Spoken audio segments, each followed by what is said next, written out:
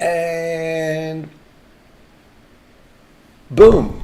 According to that, I am live. I'm going to move the mic a little bit. Hi, my name's Hiko Simon. It's been a while. I know last couple of weekends, I've been traveling, so I'm making the most of my last week in America.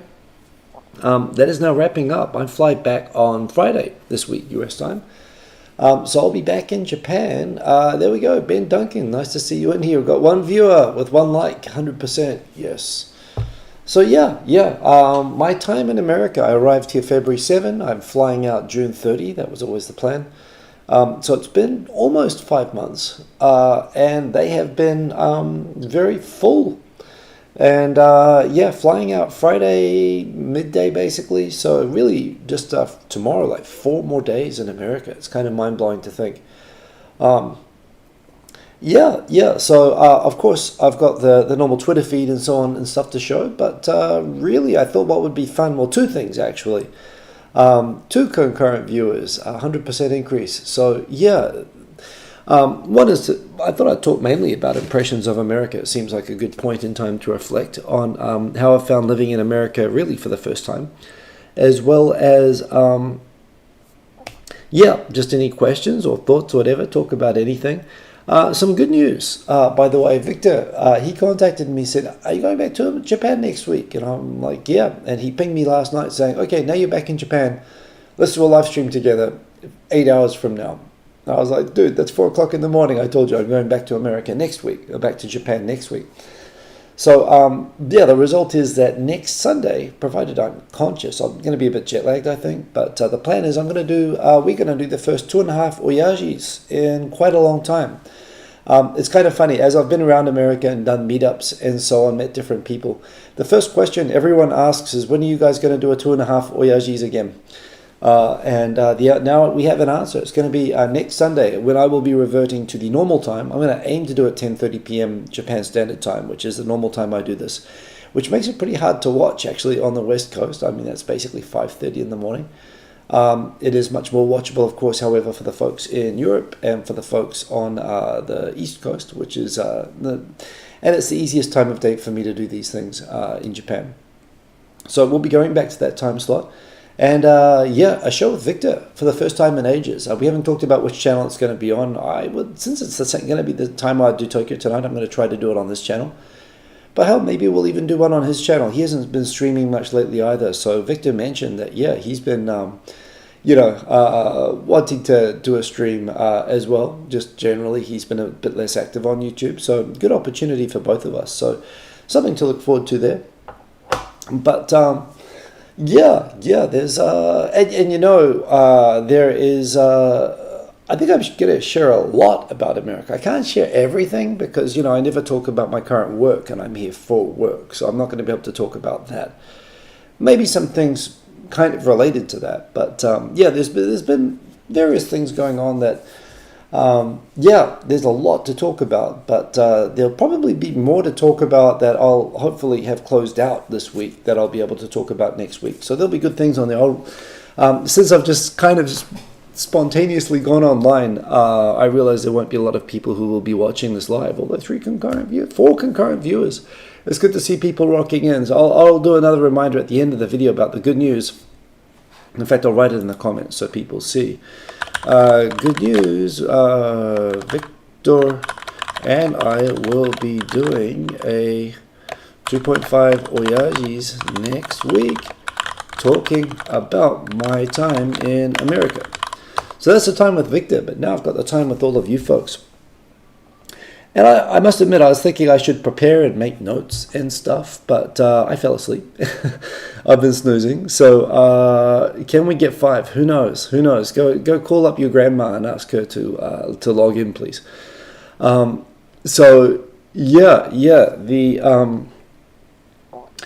was thinking myself when I was preparing. One bummer, just in terms of what's going on in my life at the moment. I had a big plan for the big final weekend in America.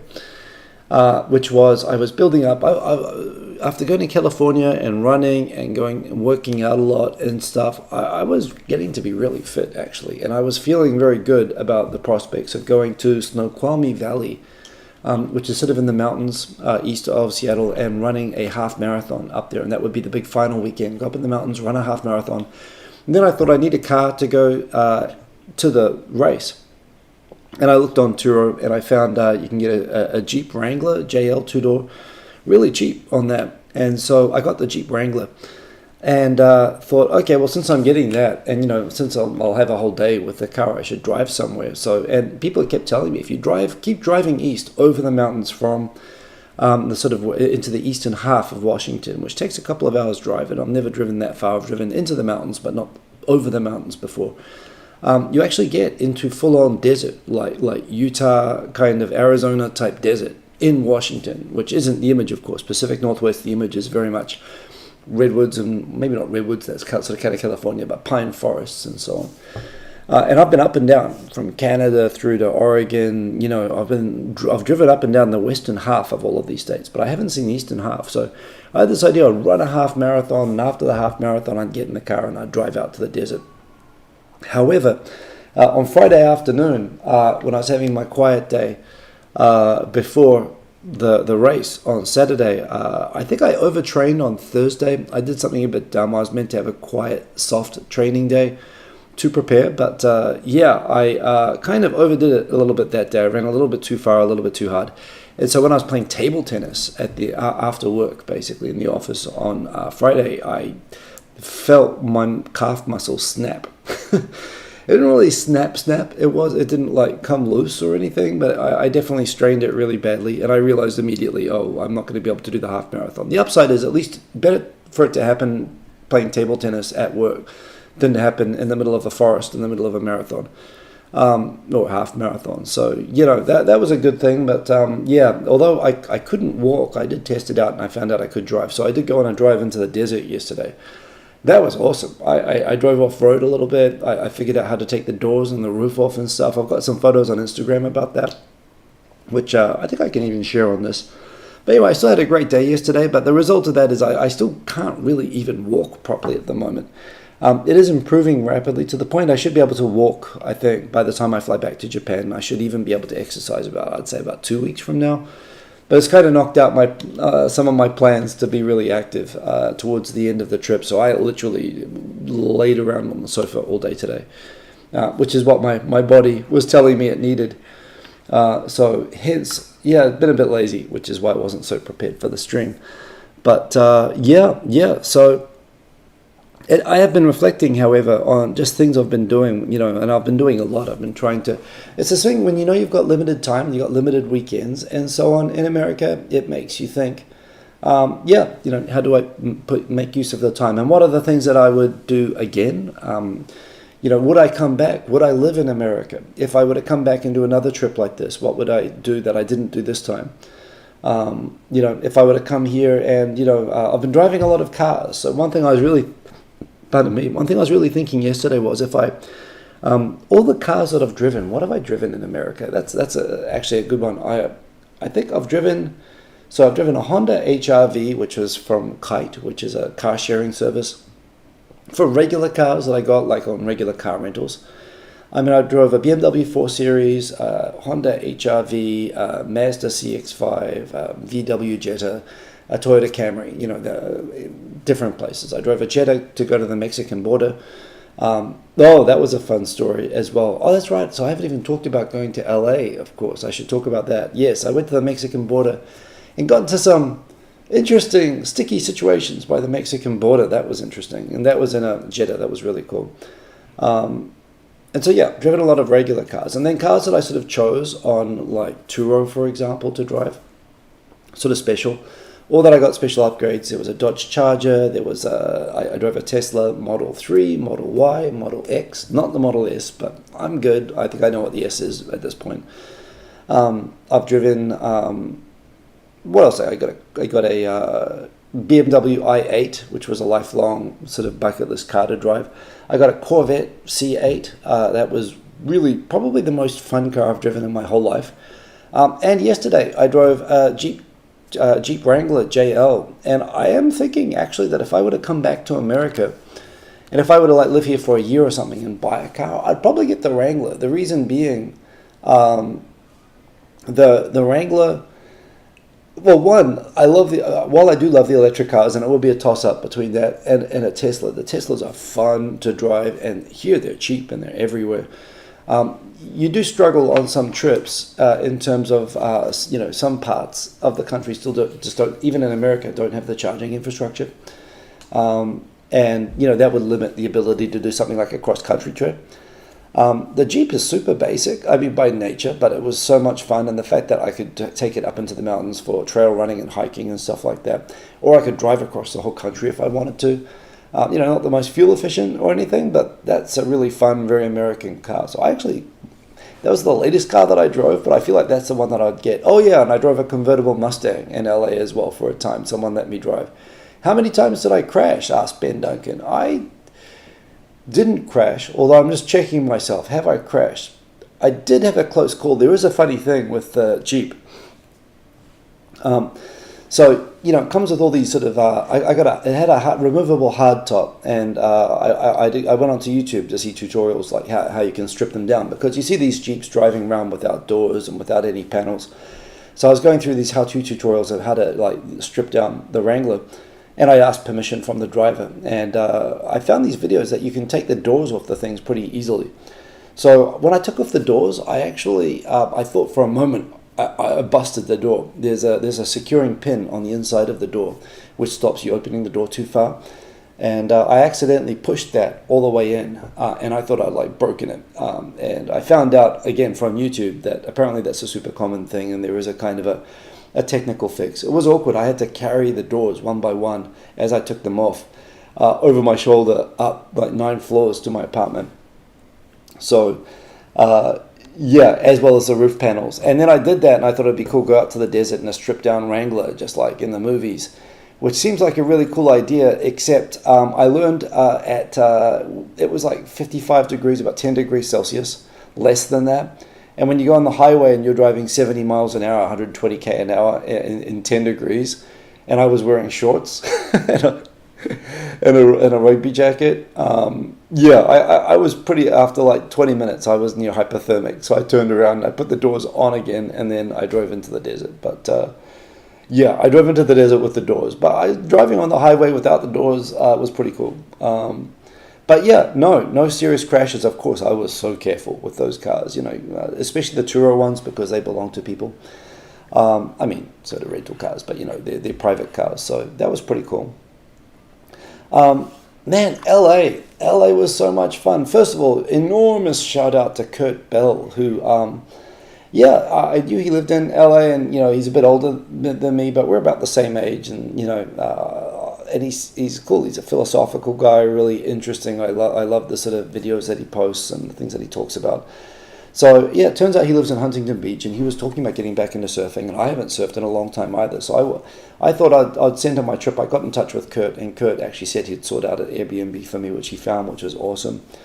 I just decided, rather than being super adventurous, that I would just go down to pretty much stay in Huntington Beach. I actually had a plan to go surfing every morning, which I could have done, except there was a medical thing, which again, I'm hoping I'll be able to update next week, as I've still got to get the final results on everything, which hopefully is going to finally put everything to rest.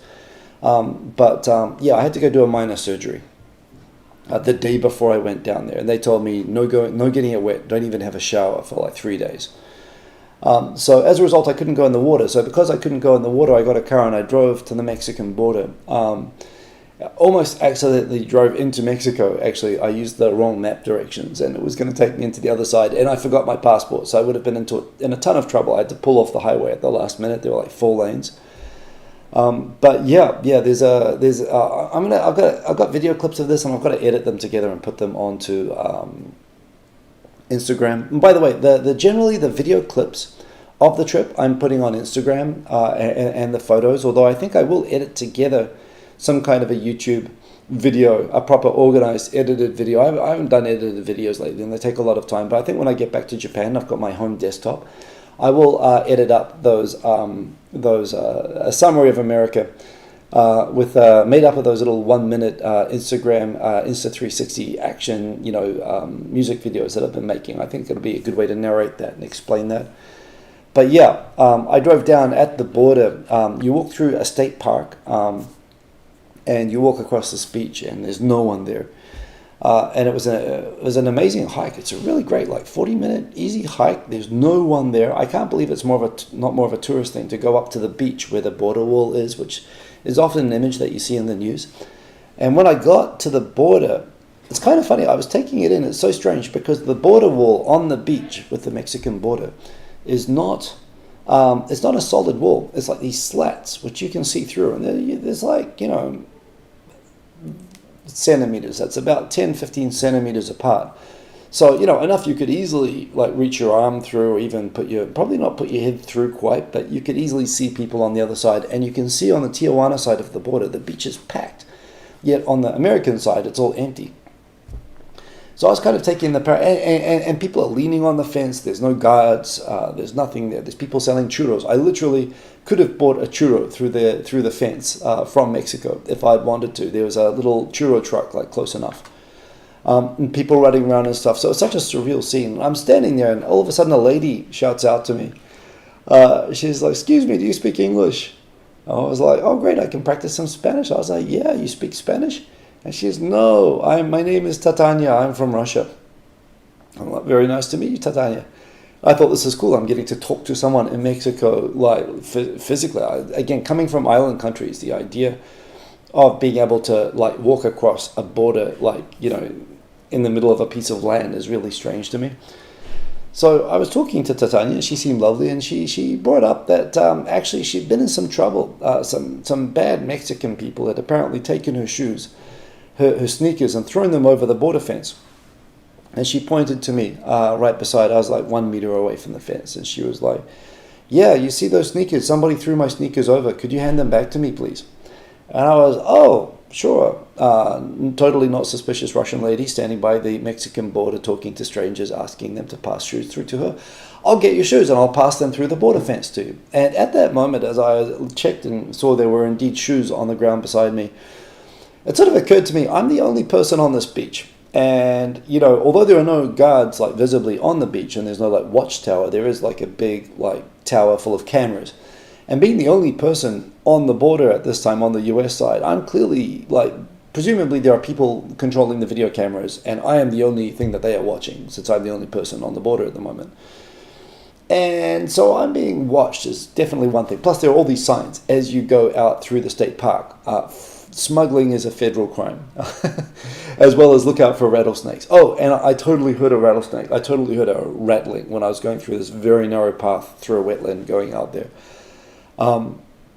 So I was about to bend over and get the shoes. And I was thinking, something doesn't feel right about this. And in any case, I'm being watched, and I am, I'm a visitor to America. I don't want to get in any trouble with Border Patrol for handing objects across the border to Mexico.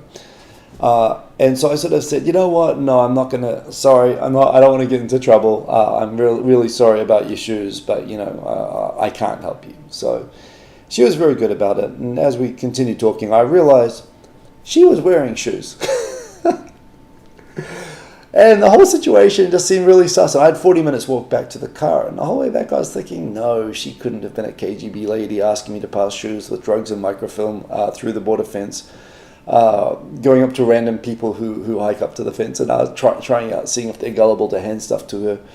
On the one hand, that did seem totally sus, although someone who I told the story to later did point out that America doesn't really care about things going into Mexico, and Mexico doesn't care. It's a simple thing. There's no stop. If you drive into Mexico on the highway, big 4-lane freeway, there's nothing to stop you. There's literally just a sign that says last turn off to stay in America. And I was, holy crap, and I jumped 5 lanes to stay in America and not accidentally go into Mexico without a passport where I would not have been allowed back in. There is no control at all over anything. No one would give a crap about anything going into Mexico from America. They would care a lot about the other way around. So from that perspective, maybe I'm overreading it, but that was an interesting experience. That said, driving the VW Jetta, getting to try In-N-Out Burger along the way, just meeting lots of cool people. LA was so cool. And on the final day, getting to meet Kat McDowell, I got to meet Casey from Sora News, Rocket News, which I often share and is pretty prominent on Twitter. He came to Huntington Beach and had dinner. That was awesome. Al Kameda, who's been kind of in the Japan community. He's lived in Japan. He's now in California, in LA. Got to meet him. Got to meet Kat McDowell and family. Some other people actually who at the last minute said they wanted to meet up in LA. LA is of course enormous, but LA was, who I didn't get to meet, unfortunately. But I still got to hang out, see Venice Beach, saw Santa Monica, got out to the plane, got back. So had a great time in LA. And that causes me to also think of my time in America, what were the places that I enjoyed the most and where, would I live here? And again, I'm sure this is going to be a topic next week. Ben Duncan saying, Border Patrol would have accused me of being a Kiwi spy. And I would say, sir, Kiwis are blind, nocturnal animals. My country has nothing but sheep. But I still would have been in trouble. They wouldn't have cared. Well, I don't know. There is one thing about America that's nice, but kind of messed up at the same time. I've noticed that I get really good service. People are spontaneously very nice to me. Where I see service of other people in line where they're getting the regular next. Oh, hello, sir. And I realize, are they being nice to me because I'm a blue-eyed, middle-aged white male? And I think it can't be that. But that's the only thing I can... occasionally people will notice when I start talking that I have an accent and they ask if I'm English, and then I say no, and then you have a delightful conversation.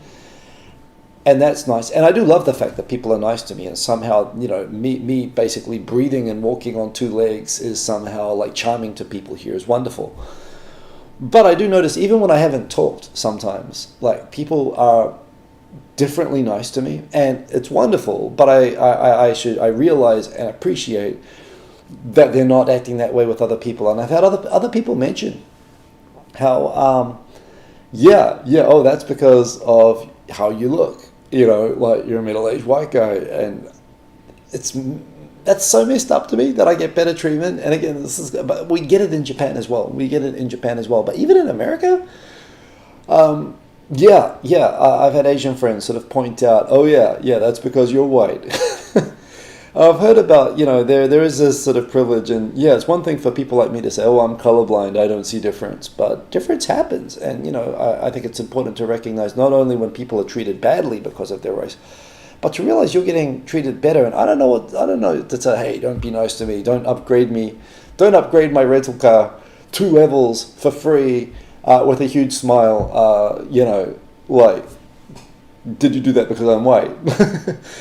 I don't want to accuse people of that, and I show enormous appreciation, but I do feel like the thing about, I don't think it's imaginary that there is a kind of privilege for white people here, which I think I benefit from, and I try to be aware of that. I think it comes with the responsibility to be aware of it and to speak up when you see it going badly for people. So I've felt that. But that said, what I do love about Americans in general, although it's kind of funny, Seattle people are a bit more like Japan and a bit more like New Zealand people, that they're polite, they're nice, but you have less spontaneous, hey, let's be friends, or, hey, let's have an interesting conversation. You get that in California, you get that in other parts of America. You don't get that so much in Pacific Northwest. There's a thing about Pacific Northwest that Americans call the Seattle freeze up here, about how people are sort of... affable but not really friendly. I think it's just like Japan. It's just like people, in Tokyo, there's just too many people to get to know. It takes time to get to know people well. And people are kind of guarded with their friend groups. And I kind of get it in a place like Seattle. There's so many people who come in and out of here. And I've noticed that it's taken a long time to warm up to friends. And I must admit, because it took so long to make friends, even when I was going to kickboxing, or I was going to running, or I was sitting at a desk at work, it'd noticeably take, I'd have to be showing up every day, or every week or whatever, for more than a month normally before I would feel like people are warming up and actually starting to have genuinely friendly, proper conversations. But it's very rewarding, when you start to get friends like that, and it makes me feel bad about leaving in a way. I really feel like, it feels like you've earned Ben Duncan assures me that, in spite of his very Caucasian face, that I verified for myself that he gets terrible service everywhere. So yeah, but there we go. Maybe. I don't know. I've never been accused of having a face that draws good service, but I feel lucky. But I feel like, is this okay up here? And by the way, Robert Brooker, good to see you. In terms of which part of America did I like the best? I've been here for 5 months. I've traveled. I've been the particular trips. I've been here for work, and I've done a lot of weekend trips. I've been up hiking. I've been into the hills and so on. But in terms of trips away, I guess I've done Olympic Peninsula, west of Seattle. I did a weekend trip there. I've done I overnighted in Cannon Beach, going down to see Astoria, basically where all the coolest movies of the late 80s and 90s that I saw as a kid. Goonies, Short Circuit, Kindergarten Cop, a whole bunch of movies got made down there. And I got to go down to Cannon Beach, which is the beach setting where the Goonies is set. That was really, really cool. I went to Vancouver, Canada. I have to say Vancouver, Canada, because when you say Vancouver to people, Vancouver is also basically a suburb of Portland on the Washington state side of the border. It's not even... I drove through it. I went to Portland and then I drove through Vancouver, Washington on the way out. But it's kind of funny. It's kind of a suburb of Portland, and yet, whereas Vancouver, Canada is a significant, world city. And yet, whenever you say it to an American, Americans say, "Oh, you mean Washington?" I'm like, "How could I possibly mean Washington?" Oh, I'm telling you about my wonderful weekend in Vancouver. I mean, again, nothing against people. Some of my best friends live in Vancouver, Washington. There's actually a guy at my work who commutes to Seattle from Vancouver, Washington, which is amazing. It's like a 2-hour drive. But no, I went to Vancouver, Canada. That was magical. Certainly the weather was great, but I really like going across to Canada. Just the whole thing about that weekend, I've talked about it, that was amazing. And LA was amazing. And I must admit, while it's taken sort of 3 or 4 months to get used to Seattle and going through all the gloom and the darkness and the cold, now the weather is good, and now I've made some more friends, I've gotten into more of a regular life here. It's taken time to warm up to Seattle, but I feel like, oh yeah, I could live here now. I feel like that now. I was like in Vancouver. I'm just going to say Vancouver. I've gotten to the habit of saying Vancouver, Canada, when it's ridiculous that I should have to say that. I went to Vancouver for one day and I was like, oh geez, move me here. And then I went to LA and I was at Huntington Beach, which, okay, I realized that for LA people, Huntington Beach, Orange County is not LA. For me, it's kind of LA. I did go to LA as well after, but I went to Huntington Beach and I was like, oh my God, I could work down here, and I could work and get paid a much better salary than I would get in Japan, and surf and live by the beach and have everything that you'd want. All the things that Seattle lacks as a city, LA has. So yeah, I was like, it took me like one day in Vancouver and one day in Orange County to think, I would live here. It took me like 4 months to think that in Seattle. Although I do think it now. I do think that I could live here. But there is one thing I would say, big asterisk on that for Seattle. You really have to be here when the weather is good. And the weather is good between like May and October.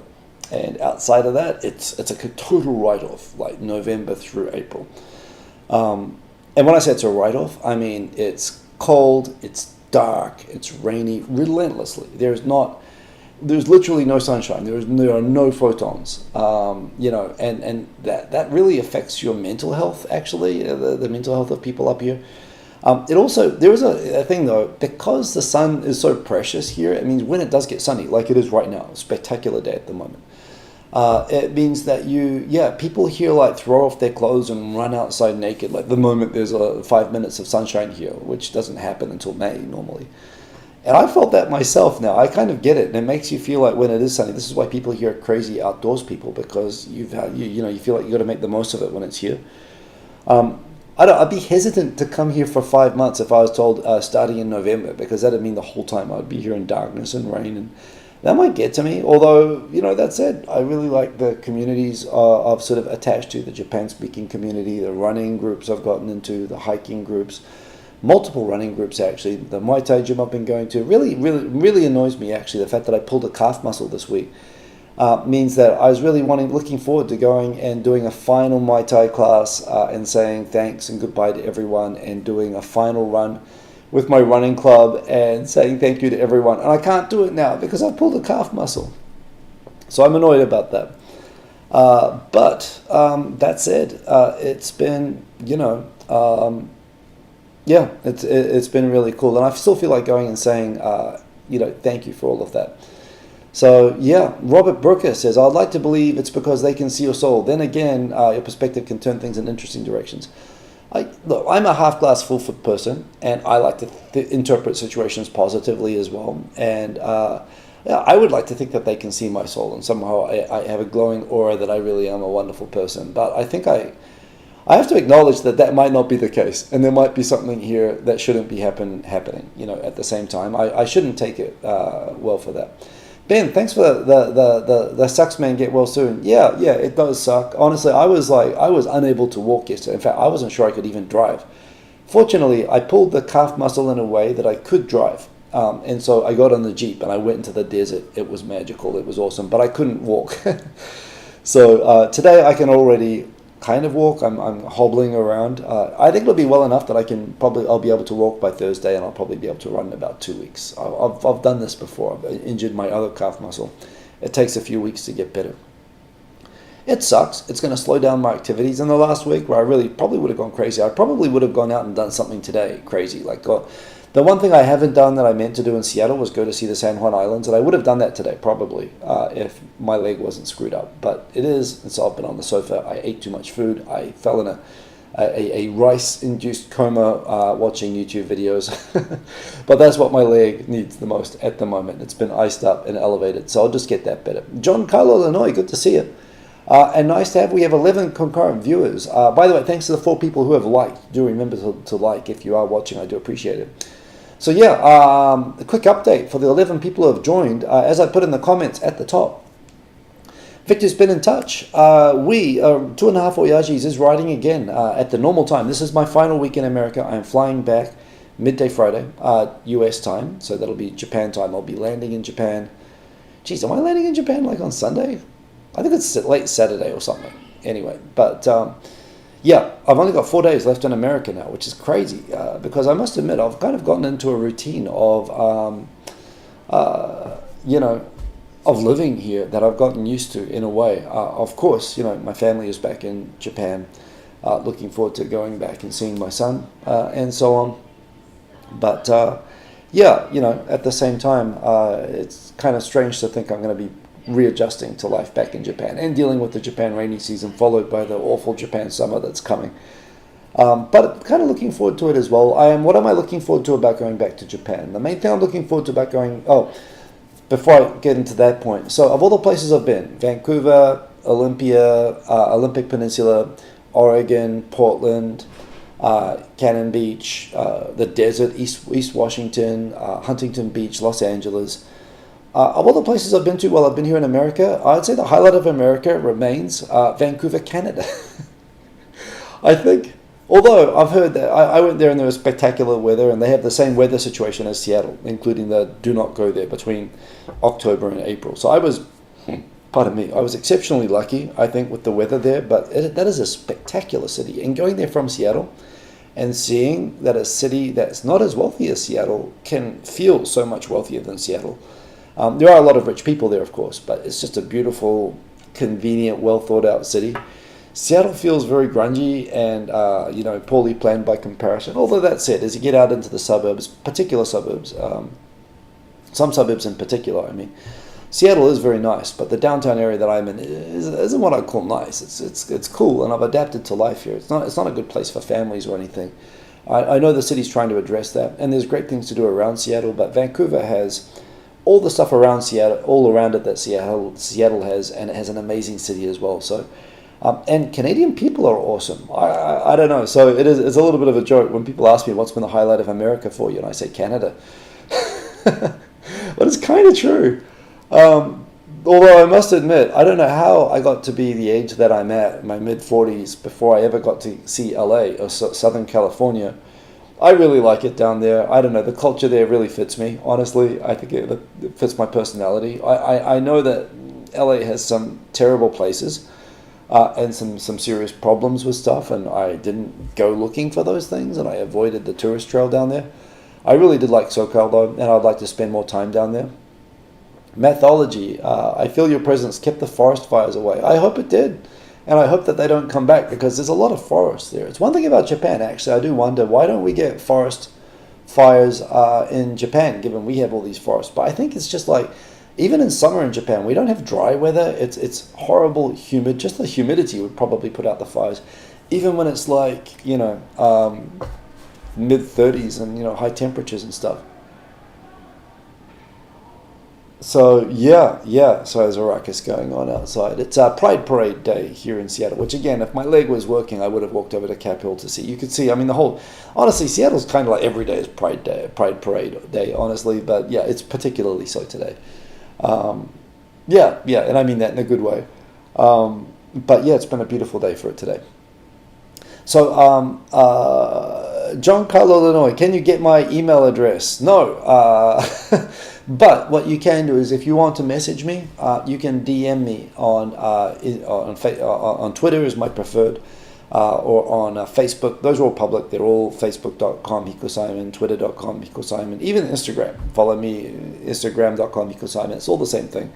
And you can direct message me on any of those, and I'd be happy to get in touch that way. John Carlo, Illinois.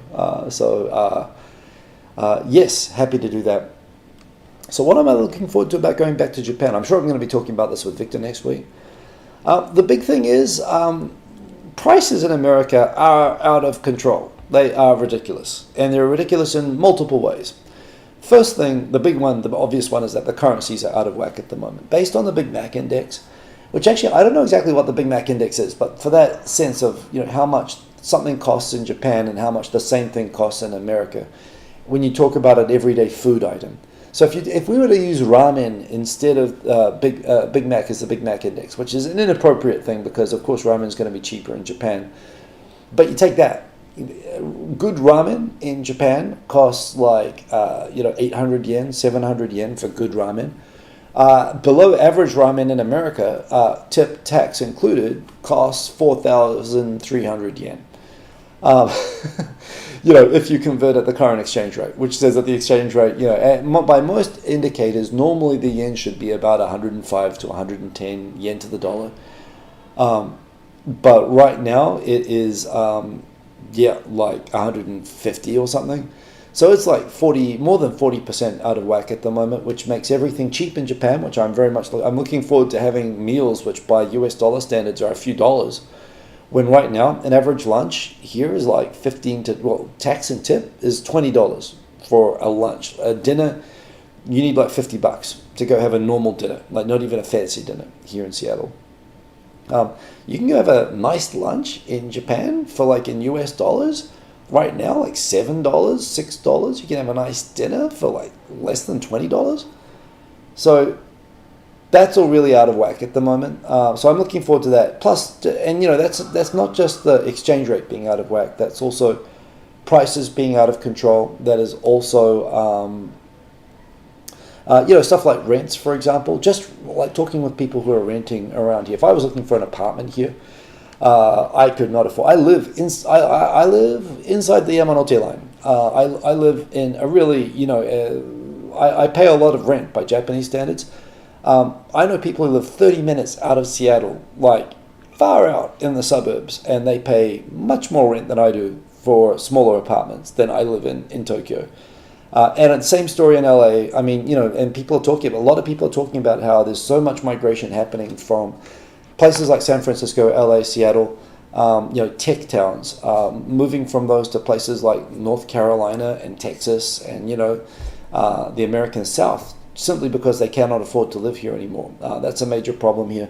The fact that tips here are like, I'm done with complaining about tips. They're just part of life here and I accept it. But the fact that they're like down 25, 30% they're asking for, and I always pay above 20% whatever I'm doing if I'm writing it in.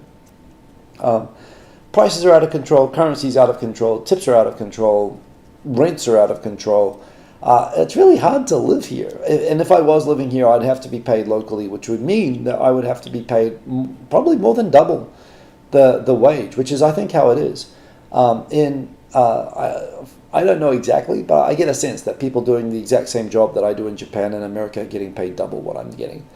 But you need that to be able to, even have a hope of having an equivalent life. And you do have a great lifestyle here in America, but it's expensive. And this is where for people thinking about going to live in Japan, one thing you have to consider, when I went to Japan, we went to Japan because it was a place where you would sacrifice quality of living, you'd live in a smaller apartment, but you would earn more money. And you'd put more money away that if you ever got sick of living in a cramped apartment, living in a big busy city, you could go back to little old New Zealand and put money down for a deposit on a house, and jump ahead, get ahead of everybody else, and start a more comfortable life with a good lifestyle. If you wanted to do that, or you could stay in Tokyo, but you'd get ahead, you'd earn more money, you'd be getting extra pay, for the sort of lifestyle sacrifice and this great cultural experience. That's what I went to Japan for in the 90s. However, the formula of going to Japan is rapidly becoming one more similar to moving, I think, to a country like Philippines or Thailand, where you're living there knowing that you're going to get less pay. It's going to be harder to move back to a top tier income country, because everything's going to feel so expensive. But you move there because you can have a better quality of life in those countries. And you take a country like Thailand. My dad lived in Phuket for a number of years, and him and his wife had picked out that it was the medical system there was really good. You can enjoy a really comfortable the lifestyle, particularly when you're earning sort of a Singapore income, which they were doing for a while. You could live the money would go much further there, and you could have a really good life. But you sort of, if you're getting paid in that country, you're sort of almost agreeing to step down a tier, and that's definitely the case with Japan at the moment. And I don't see Japan bouncing back from that. Japan's whole elderly, population, the population decline, and everything that's happening. I think it's always been the strategy of the Japanese government to try to manage a kind of not so much to revive and bring back the days of the bubble in the 80s and 90s of Japan. I think they know that the economy is destined to crash under just the demographic problems that Japan has. And it's more to sort of manage the crash landing to be as gentle as possible. And I think in that regard, you'd have to say that you can point to all the problems, but overall, I think they are doing a good job. Japan is a good place to live. I'm very comfortable living there. I'm looking forward to going back there. I'm looking forward to having a comfortable life with good medical care, enough income to have a good life in Tokyo, and save and be able to retire and so on, and enjoy really good food and so on. But it does mean I'm sacrificing, it was never the case when I went there, but it's the case now that I think I'm sacrificing the ability to move back to New Zealand or Australia now, because now people earn higher income, and house prices are much, much higher in New Zealand and Australia and America than they are in Japan now, including even in Tokyo, which is ridiculous, but that's just how the world has become, and I don't think that's going to change. So yeah, taking a quick look at the comments, not looking forward to paying your student loan, says Ben Akinil. Yeah, you've got that. And that's another reason to perhaps, maybe work a little bit in America, especially if you're in tech. You can earn so much more money here and you can pay off those loans faster. And that's the thing against going to Japan, or at least for a long period of time. PB asks about the peanut butter index, or the butter index. Is butter cheaper in Seattle? Nothing is cheaper in Seattle. I haven't done a comparison of butter, but Japan, remember that agriculture is a managed state monopoly. So prices are literally fixed. They're not expensive. It's just that they can't maintain stable supply because it's a Stalinist system of food production that they have around dairy in Japan, which is ridiculous in a modern economy. That this is literally, Lenin himself would probably have done a better job planning agricultural food product distribution in Japan than the current Japanese government manages agriculture. But yeah. But thank you for the question. Robert Brooke, everything is costing you close to double, at least the things you like to eat. Yeah, no, same for me. So I'm enjoying it. But I think to be able to live here, I'd really have to be, I wouldn't be like a temporary. The upside of getting sent here like on a temporary basis is that, I am being put up in corporate accommodation because I've still got the house. I'm still paying rent in Japan. So it's being treated to me not like I'm, like living here. I'm not getting paid US wages, but my accommodation is being put up for me, which is great. And it'd be a real challenge if I was, looking for a place to live. I think my life here would be very different. But at the same time, it would be, if I were to come here and live, that's an upside. But I think even though that's being put up for me, I am getting paid Japanese wages while I'm living here, and that means that, I've tried to be frugal, but, at the same time, I have gone and, tried to make the most of the time in reasonable ways. I've done my best, but I haven't hidden my apartment. I have gone and done things, which means I have, I think I'm going to sort of break even. I'm not going to lose money being here, but long term, if I had to come here more long term, I'd have to think about things differently. So yeah, I'm going to talk more about this with Victor next week. 2.5 Voyages will be back. Super looking forward to that. There are 15 minutes left. I'm going to flip through. I haven't done a show in 2 weeks. So let me go through and quickly flip through what I've shared on Twitter and anything that I think is worth discussing. I noticed that America is now calling for volunteer experts to help address generative AI risks. The idea that they need help and they need to quickly assess what risks of generative AI are, that's reasonable. But there again, the government asking volunteer experts to come and educate the government. We all saw what happened when Florida asked for public hearings, volunteer experts about COVID and masking. I don't know that we can or should be trusting volunteer.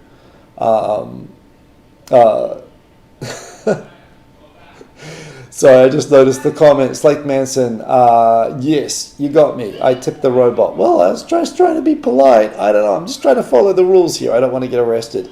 It's just like the same reason I didn't hand the shoes to the lady across the Mexican border. I just don't want to get in trouble. If the robot says pay, you talk about AI risks. I don't know. This robot arm could be knocking down my door in a couple of weeks. So yeah, I do wonder about allowing self-nominated experts on anything to be contributing on anything important. But that's a thing that's happening. A really cool feature coming out on YouTube. They're going to allow you to alpha, beta test, or whatever they call it, A/B test thumbnails. So you'll be able to put multiple thumbnails and see which thumbnails perform the best, which is something people do, but they have to do manually, and it's a real pain. The fact this is going to be an embedded feature is something that I've wanted to do forever. Another thing YouTube's going to roll out is they've got the automated AI captions that can caption this and translate the captions into other languages. Granted, it still comes out gibberishy, but the quality is getting surprisingly good. YouTube's going to now have AI dubbing of videos as well in other languages.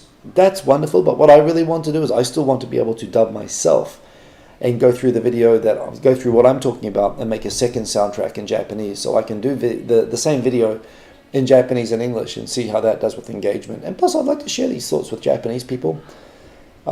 Without doing, I guess it would be the same as doing a whole second video, but I would like to dub myself anyway. So the AI dubbing is cool, but I still want to be able to dub myself. So that's a thing. That submarine. If this is true, Japanese internet, there are some news stories in Japan covering that just like the Mars Express probe, probe crashed. It failed to land on Mars, because it turned out in a joint project between America and European rocket scientists. The Americans created the altimeter on the Mars probe in feet, whereas the Europeans were working in meters, and it misjudged the distance to the surface and just slammed straight into the surface. And again, imperial measurements, it doesn't really matter. If you're in America, you get used to it. Although nowadays you can even have your car give you everything in metrics, temperatures, speed, and everything like that. But when you're doing globally, being the only country in the world that uses an archaic system of measurements like imperial measurements, and when this is applied in science, it can have really bad consequences, not just losing a multi-billion-dollar space probe. There are rumors, it sounds like there are lots of problems with that Titanic submarine, but the idea that the submarine itself was rated for 4,000 meters, but the hatch on it was rated for 4,000 feet, which works out at 1,300 meters, and apparently it was lost at 1,500 meters. It had gone down to that depth multiple times, but it suggests that it was beyond what it was designed for multiple times, and it probably just took someone to tap on the window. It was one theory as to why the thing imploded, which again could just be a mix-up of metric and imperial standards, which is a reason, again, America should rethink perhaps holding on to these archaic things. I did a bullet list of highlights of stuff that I did in America. So here's what I've got. A quick summary that I thought of on a tweet.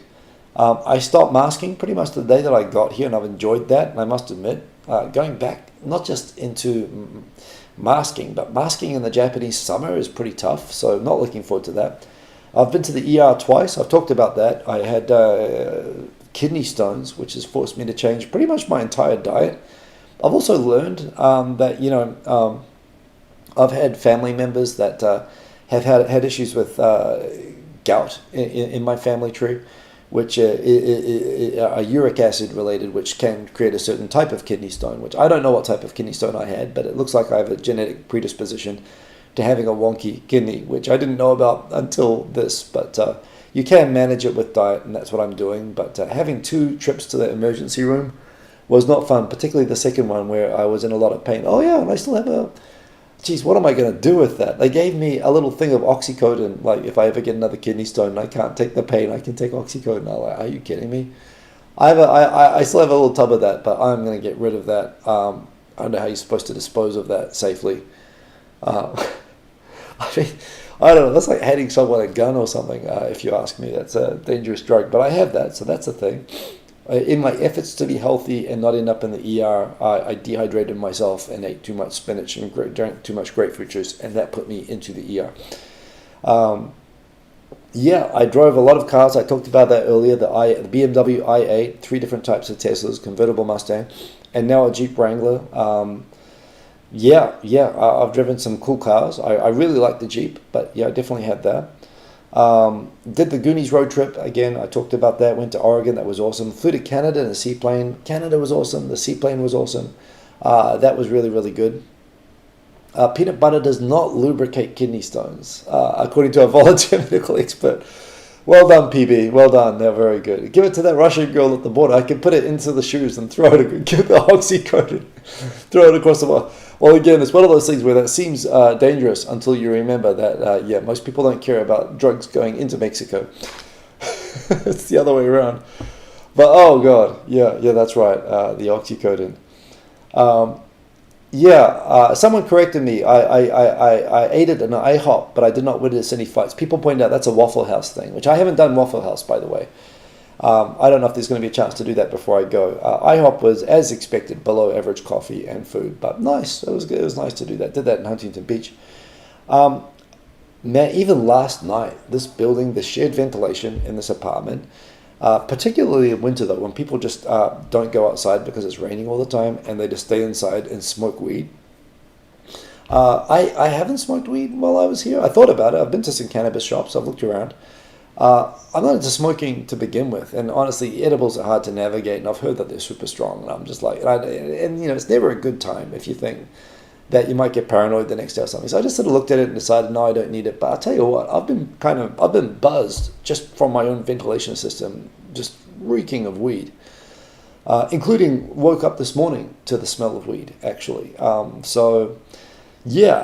haven't smoked weed, but I've definitely passively got a buzz from it, and that's a thing. When I was coming back from Los Angeles, I got the longest groin check I've ever had. I don't know, it was actually the best action I've had in years. I don't know, the guy took me aside, and apparently there's a big mark on the body thing around I was wearing shorts and normal underwear. I don't know what the hell triggered off a large red mark around my groin for extra. But I was actually late for my flight at the time. I was ready to just drop my chow right there in the TSA if it was going to speed things up. But yeah, that was a bit of a cheap thrill. Jet skied at 90 kilometers per hour in Canada, and I saw a humpback whale. See, Canada brings its game. I haven't jet skied at 90 kilometers an hour, mainly because they don't use imperial, because they use imperial units here. But also, I haven't seen any humpback whales in Seattle. Or I guess I could if I tried, but I didn't. So Canada definitely brought its game. I feel good that I touched both the northwest and southwest corners of the mainland United States, so that was pretty cool. I ran across Lake Union by accident. I ran around Lake Union many times. I crossed Lake Union in a hot tub. That's a thing that you can do here. I got some IT certifications. I kayaked Lake Washington. I ate soul food. I got taken to a proper soul food restaurant in Tacoma. That was awesome. I hiked, I trail ran, I went kickboxing, I did sparring regularly. I really got to enjoy that. In Japan, they never let you do stuff where you can get hurt. They kind of don't mind that so much here in America, even though they have lawsuits and everything. I don't know how that works, but I enjoyed it. I enjoyed getting like hit hard. Yeah. Even sparring. Some of the women who take my classes, they like fight, and so they hit really hard. And even like with them, I'll always go a little bit extra light, honestly, if I'm sparring with with a woman. But it's good for me actually to let them go full. It's different in terms of sparring. It makes you pay more attention. So that was really cool. Anyway, so yeah, done lots of things. A bunch of stuff that's not on here either. TSA was checking for kidney stones. It's possible. It's possible that's what it was. Soul food. Yeah, I had catfish, red beans and rice. Did not miss me. I ate it. And collard greens. I have to say though, I've had fried catfish twice. And it was disappointing. I still feel like even at this place, they could have put like more spice into it. They could have put more flavor, more salt. Maybe I'm getting older. I need more salt on everything. I don't know. But the catfish was sort of like, if you deep fry fish, generally, like it sort of loses its characteristics. And catfish is not a great fish to begin with. But if you deep fry it, you should be able to make it taste good. It was good. It was good. I enjoyed it. But I still feel like, it still isn't meeting my expectations of what I see and what I hear soul food described to me. And in particular, how flavorsome it is. I still feel like I haven't really had proper soul food yet. And for that, I feel like maybe Seattle's not the best place looking for it. This is where I would like to go to Florida and the South, go looking for rockets and driving around the South in America. And I know I could get proper food down there, and I've heard about how much better the food is, particularly in places like New Orleans, Louisiana, and so on. So we'll see about that.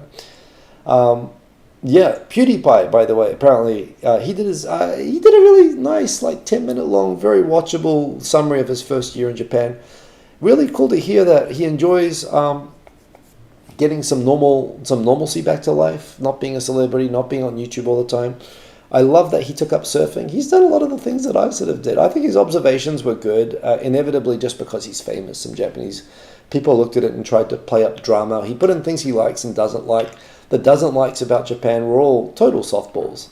Saying that there are some rules in Japan that are pointless is a perfectly legit, complaint. It's a good video. It's worth going and looking at the PewDiePie first year in Japan video. Of all the million reasons that it's so frustrating even talking about the subject of abandoned houses, IKEA, the fact that they're packed full of really valuable old timber, again, and they're just rotting out in these abandoned towns. On top of all the other things, that these houses could be knocked down and repurposed as parks to make the towns better places to attract people to come live. They could be sold for like free for young couples and young families that want to have a nice house, that are willing to pay for the renovation. So many things that you could be doing with IKEA to improve the quality of life for people in Japan, including this, that they're actually full of valuable timber. And a million other things. I thought that was an interesting story. Also interesting that, again, I don't know why these news stories keep saying that, immigration has increased 1,000% over last year.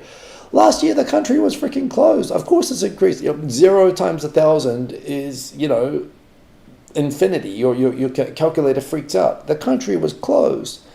I mean, literally the only people who got into Japan last year probably had to swim here. So, when visas have increased, up 14-fold, up 14 times, and 1.3 million visas issued in 2022, up 14-fold. No, go back to the last year that Japan was open. And in that year, it issued 8.3 million visas. So the real story there is that Japan is back to 1/5 of pre-pandemic visas being issued. Now, I don't doubt that those visa levels are going to go back probably to something like that, the same number, 8.3. By the way, people online were asking, does that include like renewals? And truth is, I don't know. I'm thinking, if it was tourists, we know that there's like 30 million tourists coming in 2019. But those are visas, so it could be that. Although maybe they ignore visa-free travel, like some countries like China where they need visas. Maybe it reflects tourist visas. Whereas if they're talking about residence visas, I would think extending a visa or renewing a visa is issuing. It's a type of issuing a visa. Although I saw people disagreeing with that, so I don't know what that means. But in terms of a metric, apples to apples, Japan is still, at the moment, 1/5 of what it was doing before. But I don't doubt it will come back. But saying 14 times over last year is just a pointless way of doing it. So Mainichi, try harder. I'll do a couple more stories and I'll wrap up. We're coming up on an hour. But thanks everyone for keeping me company. And by the way, Oh, Giancarlo, Illinois, you've been in Manila living in a condominium. I hope I'm in a good condition. I am in a good condition here. I'm in America, kind of in a condo as well, as you can see. But it's nice, and I'm going back to be living in an apartment. But yeah, I don't know. I do feel a little bit like, in the same way that maybe people, you hear about people in Philippines go and work in places like Singapore to get some more money, and they send the money back to Philippines to give their family a better life in the Philippines and eventually go back themselves. I don't know if that's still a thing. I know that probably Philippines' economy is advancing and improving. But I think Japan is kind of becoming like that with regards to America. Japan used to be a place where Americans would go to make money and send money back to America and buy a house back in America. That's not the case anymore. Japan is a place where you sacrifice earning money in order to have a better lifestyle, and where you're really better off coming to America to work and save money in America and send it back to Japan. That's really what you should do. Robert Brooke, if you've got to renew your passport, go do that so you can go see the world, and you can drive across the border from where you are. Passive smoking, glad that's not an issue for me. It's definitely an issue for me here in Seattle. It's not an issue for me in Japan, but there you go. Japan dropped like 7 more places on the global gender equality ranking, now to 125th. Whereas just below it in the ranking at like 130, had improved by 9 places, was Saudi Arabia. Although, Japan is getting closer to Afghanistan at like 150, it's still not quite at Afghanistan yet. But again, when the government set a goal the other week about having 30% of company executives be women, this says that they're still not trying hard enough. Political representation, LDP could fix these things overnight just by having their list party. When you vote for the LDP, half of those LDP representatives are from a list of people chosen by the party, not people who are voted for. The party could stack those lists with women to achieve quotas, and this is normal in European countries and many other countries that have proportional representation. You can designate that your party is going to have 50% of all people on its list women, for example, or even 30%. LDP won't do it, but they're saying that businesses, you should try and get 30%. Government needs to lead by example first, and business does need to fix this as well. The fact that it's getting worse when they pretend that they're trying to make it better. Japan does have a way, like with tourism, that they can set goals and achieve them, but this looks like gender equality is not something that Japan, it does look like they're just talk. They're not backing up their goals, which is disappointing. So lots of other stuff. Oh, there's a PewDiePie video. Here's me walking in Santa Monica on the beach. It's not Santa Monica, on Huntington Beach. Oh, is that video going through? That is going through. Whoa, that is loud. Can I turn that down? Maybe I can't turn that down. Or I can't. Yeah, that's maxing out the sound. Can I mute it? I can't mute it. Yeah. Well, anyway, it was cool. I'm going to put these videos into some sort of edited overall thing, but that's me and Kurt at that is the Huntington Beach Pier, and that was LA, and that was awesome. That morning was a bit cloudy, but we had some sunny days as well. Yeah, had a great day. That's from the International Surf Museum. Met some great people there, had a great time there. So, yeah, it's been a fantastic 5 months in America. I've really enjoyed it. I've really enjoyed the people here. I've enjoyed the experiences I've got to have. And it's changed my perspective on when I go back to Japan, on making sure that, yeah, I must admit, just part of having a family life and the pandemic, I've been inside an apartment for a couple of years, and coming to America is really, I've been getting out and doing things that I could be doing in Japan. All the things that I've done here, trail running, hiking, jet skiing, all these things I could be doing in Japan. It's all there, and it's just as accessible from Tokyo as it is in Seattle, and I've not done it. I think what I've taken away from all of this is that life is short. And if I wait too long to start doing these things again, I'll be too old to do it. That's a consideration now. So I do want to go back. I think it's going to change my perspective on living when I get back to Japan. Japan is awesome. It's got everything, and maybe I'm going to make more videos like I've been making here of me going out and doing things. So we'll see. But for now, I will be going back to Japan this week. You will see me at my normal Tokyo Tonight time of 10:30 p.m. Japan Standard Time, with Victor, 2.5 Voyages, starting next Sunday. And going back to regular coverage of Japanese news stories, which I'll be doing more. That I'll be getting back into my routine back in Japan. I'm going to be very jet lagged this week, but I'll be able to do a live stream. So, thanks for everyone's patience while I've been streaming at irregular times because of the time zones and everything here. West Coast is not good for like nighttime streaming from Japan.